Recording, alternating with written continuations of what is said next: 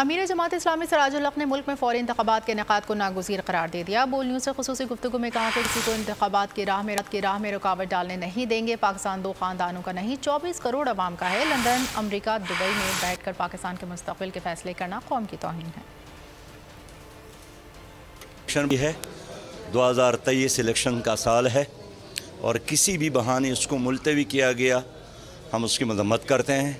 इस वक्त जो दो ख़ानदान दुबई में मुज़ाकरात कर रहे हैं और बंदर बांड कर रहे हैं, कौम इससे बिल्कुल ला ताल्लुक़ है और ये पाकिस्तान दो ख़ानदानों का नहीं है, ये 24 करोड़ अवाम का है और इसलिए पाकिस्तान के फैसले पाकिस्तान में होंगे और अवाम करेंगे। अगर आपको ये वीडियो पसंद आई है तो हमारे चैनल को सब्सक्राइब कीजिए और बेल आइकन पर क्लिक कीजिए।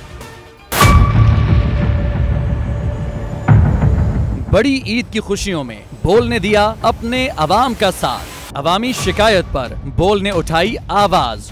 उधर पेशावर में आलाइशों को ठिकाने लगाने के लिए WSSP का खुसूसी ऑपरेशन शुरू हो गया है, जिसमें 3,259 एहलकारों समेत 683 गाड़ियां हिस्सा ले रही हैं। बोल की खबर पर इदारों ने भी कसली कमर, लिया एक्शन।